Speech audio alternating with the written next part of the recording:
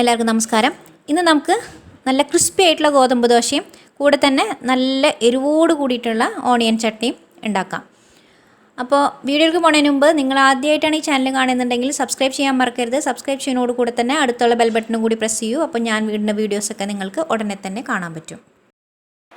അപ്പോൾ നല്ല ക്രിസ്പി ആയിട്ടുള്ള ഗോതമ്പ് ദോശ ഉണ്ടാക്കാൻ വേണ്ടിയിട്ട് ഇങ്ങനെ 1.5 കപ്പ് ഗോതമ്പ് പൊടി, ഇതിലേക്ക് ഒരു 2 ടേബിൾ സ്പൂൺ റവ, ഇത് വറുക്കാത്ത റവയാണ്, 1/2 കപ്പ് തൈര്,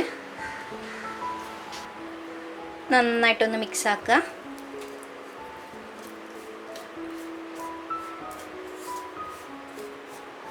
ബാക്കിനി ആവശ്യത്തിന് വെള്ളം കൂടി ഒഴിച്ചിട്ട് നമുക്ക് മിക്സ് ആക്കി എടുക്കാം.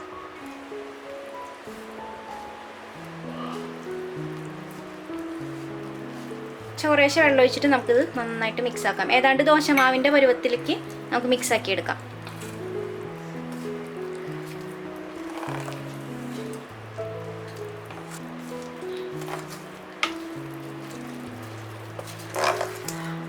നന്നായിട്ട് മിക്സ് ആക്കിയിട്ടുണ്ട്.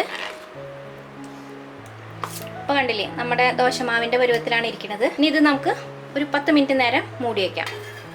അപ്പോൾ ഇതിൽ റവ ചേർത്തേക്കണതാണ്, റവയൊക്കെ ഒന്ന് കുതിർന്നിട്ട് വരും.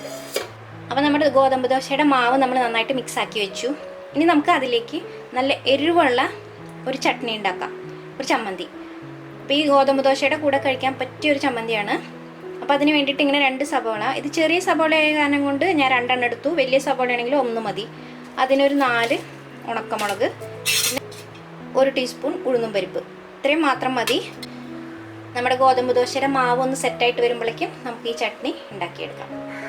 അപ്പോൾ ചട്നി ഉണ്ടാക്കാൻ വേണ്ടിയിട്ട് നമുക്ക് ഒരു ചീഞ്ചട്ടി വെച്ചിട്ട് ചൂടാകുമ്പോൾ അതിൽ എണ്ണ ഒഴിച്ച് കൊടുക്കാം. ഞാനിതിപ്പോൾ സൺഫ്ലവർ ഓയിലാണ് കേട്ടോ ഉപയോഗിക്കുന്നത്. എണ്ണ ചൂടാകുമ്പോൾ നമുക്ക് ഉഴുന്നും പരിപ്പ് ഇട്ട് കൊടുക്കാം. ഉഴുന്നും പരിപ്പ് ഒന്ന് ഫ്രൈ ആകുമ്പോൾ ഇതിലേക്ക് നമുക്ക് ഉണക്കമുളക് ചേർത്ത് കൊടുക്കാം. മുളക് നമ്മുടെ ഇഷ്ടത്തിന്, എരിവ് കൂടുതൽ വേണമെങ്കിൽ കൂടുതലൊക്കെ ചേർത്ത് കൊടുക്കാം. ഈ ഒരു 4 മുളക് ഇട്ടാൽ തന്നെ നല്ല എരിവുണ്ടാവും.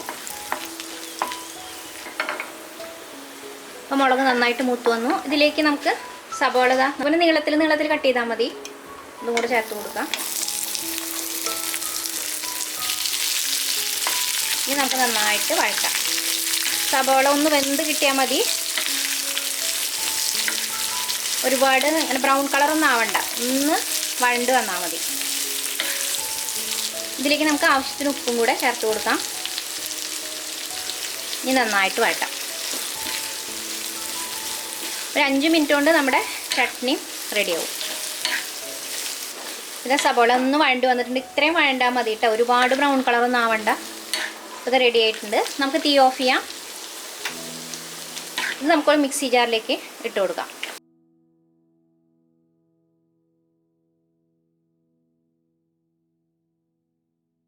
നന്നായിട്ടൊന്ന് തണുത്തതിന് ശേഷം നമുക്ക് അരച്ചെടുക്കാം. ഇനി നമുക്ക് നമ്മുടെ ഗോതമ്പ് ദോശയുടെ മാവ് നോക്കാം എങ്ങനെയായിന്ന്.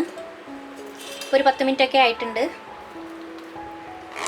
മാവ് ഇനിയും കണ്ട കുറച്ച് തിക്കായി, റവ ചേർത്ത കാരണം കൊണ്ട്. ഇതിലേക്ക് കുറച്ചും കൂടെ ഒന്ന് വെള്ളം ഒഴിച്ചിട്ട് നമുക്ക് മിക്സ് ആക്കാം.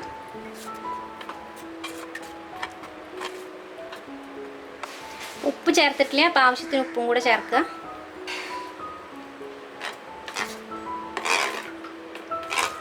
അപ്പോൾ മാവ് നല്ല ദോശമാവിൻ്റെ പരുവത്തിൽ തന്നെ ആയിട്ടുണ്ട്.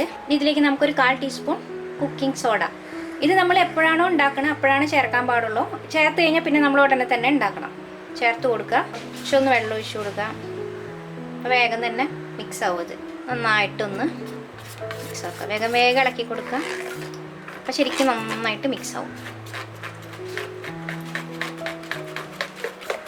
അപ്പോൾ നമ്മുടെ ദോശയ്ക്കുള്ള മാവും റെഡിയായി. നമുക്ക് ദോശ ഉണ്ടാക്കാം. ഇപ്പോൾ സബോള നന്നായിട്ട് തണുത്തിട്ടുണ്ട്. നമുക്ക് അരച്ചെടുക്കുക, ദോശയും ഉണ്ടാക്കാം. ദോശക്കല്ല് വെച്ച് ചൂടാകുമ്പോൾ, കല്ല് ചൂടായി വന്ന് കുറച്ചിങ്ങനെ വെള്ളം തെളിച്ച് നോക്കാം. അത് നന്നായിട്ട് ചൂടായിട്ടുണ്ട്. ഇനി തീ വന്നിട്ട് സിമ്മിലിടാം.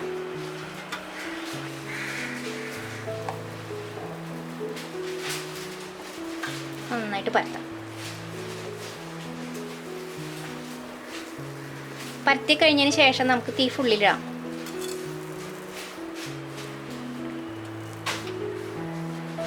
കണ്ട നല്ല ഓട്ടോട്ടായിട്ട് വരുന്നുണ്ട്. നെയ്യ് ഒഴിച്ചു കൊടുക്കാം.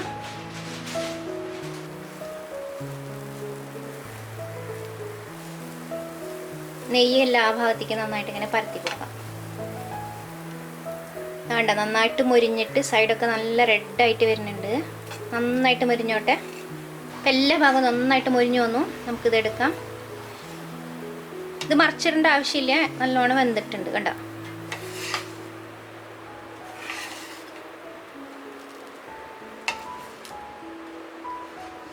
നല്ല ക്രിസ്പി ആയിട്ടുള്ള ഗോതമ്പ് ദോശ റെഡി.